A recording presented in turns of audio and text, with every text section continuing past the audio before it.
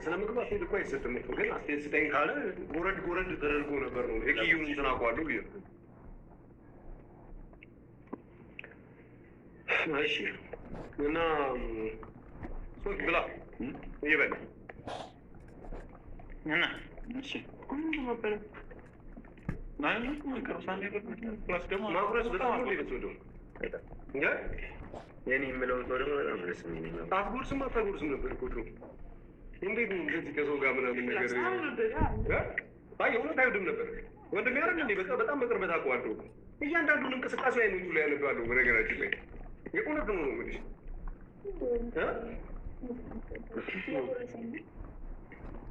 ነበረ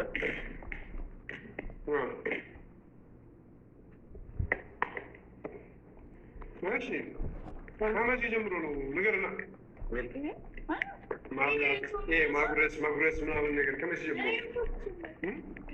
አንቺ ለምን ትልቅ ሰው ሲያወራ እንጂ ያወራበት እንጂ ህፃን አይደለች። ኪያ ወደዛ ዞር ነገር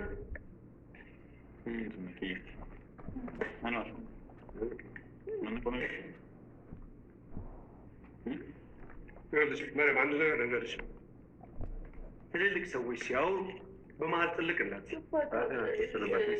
አይመለከትም። ለእኔ ምኩቴ ናት። አንተ ብቻ ለእኔ ሚስቴ ሲጀምር ሚስት ፊታራ የምታደርገው ነገር ትክክል ነው? እሷን ዝቅ ለማድረግ ነው ወይስ እኔን ዝቅ